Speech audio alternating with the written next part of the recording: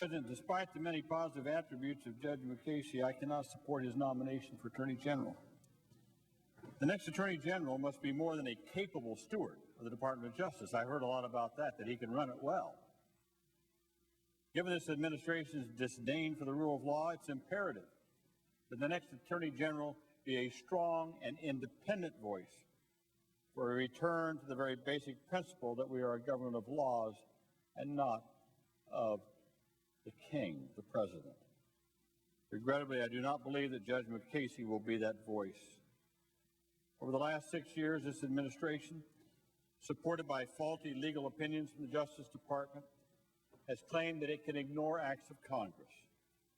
The President has argued that despite the fact that since 1978 the Foreign Intelligence Surveillance Act has been the law of the land, he, the President, he has the authority, he says, despite the law, to eavesdrop on American citizens without a warrant or civil review. He believes, the President, the King, believes that it can seize American citizens on American soil, indefinitely detain them without charges, without providing the accused access to counsel, without judicial review. He, the President, the King, believes he can utilize interrogation techniques long considered immoral, ineffective, and illegal, regardless of the laws and treaties that Congress has approved. As Justice Sandra Day O'Connor wrote, however, quote, a state of war is not a blank check for the President when it comes to the rights of our nation's citizens.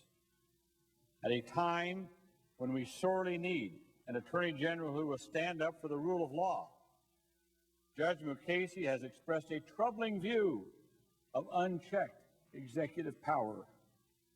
For example, Judge Mukasey asserted that the President can violate congressional statutes where the President claims broad authority to, quote, defend the nation. Well, that's a loophole big enough to drive anything through. Judge Mukasey refused to answer whether he believes American citizens detained by the President have the right to habeas corpus, a right that goes back to 1215, the Magna Carta, Article 29 of the Magna Carta. You go read it. It says the king can't pick you up and throw you in jail and hold you there unless it's supported by evidence and testimony from your peers. The right of habeas corpus, enshrined Article 1, Section 9 of our Constitution. Mukasey refused to answer whether he believes American citizens have the right to habeas corpus when they are detained by the President. Like many of my colleagues, the senator from both Vermont and the senator from Colorado talked about this. I'm deeply troubled by the judge's well-known refusal to assert that waterboarding is illegal, a practice that simulates death by real drowning. Sadly, now everyone's focused on waterboarding.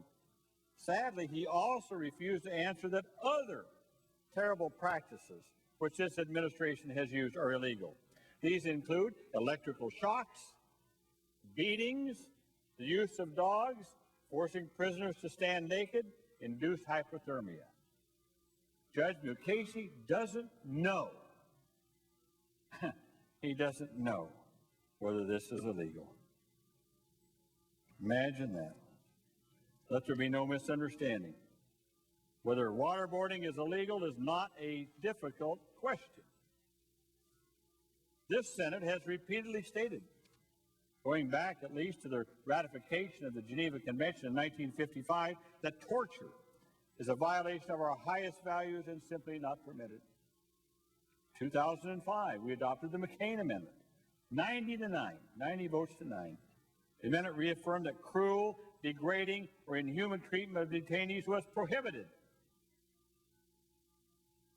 Last year, the Military Commissions Act expressly made clear that the President is bound by the prohibitions against cruel, inhuman, and degrading treatment of prisoners. Yet Judge Mukasey says he doesn't know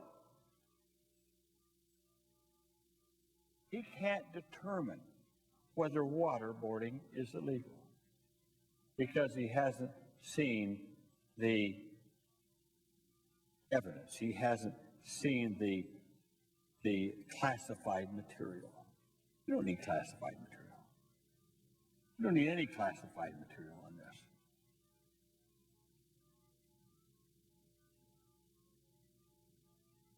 Rear Admiral John Hudson, former Judge Advocate General of the Navy, testified that other than perhaps the rack and thumb screws, waterboarding is the most iconic example of torture in history.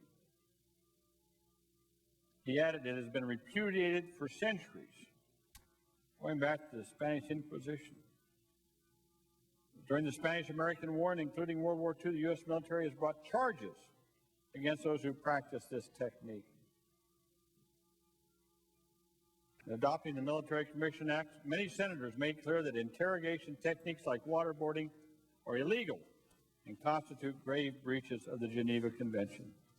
Given this law, given the history, it's disappointing that an esteemed judge with the highest reputation in our legal community would not unequivocally state that, of course, waterboarding is both torture and it is illegal. It wasn't a difficult question. A question that any serious candidate for Attorney General should answer. And because he couldn't answer it, he's not qualified to be Attorney General.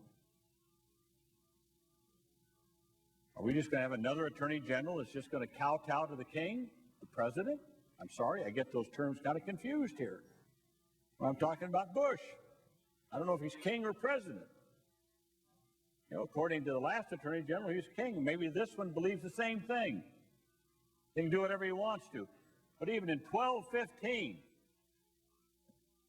the King of England was held to the standard of habeas corpus. I guess we want to turn the clock back to before the Magna Carta. I'm also troubled by Judge Mukasey's refusal to commit to recommend to the President that the detention center at Guantanamo Bay be closed. He said, quote, there are substantial problems with Guantanamo, both problems of reality and problems of perceptions, close quotes.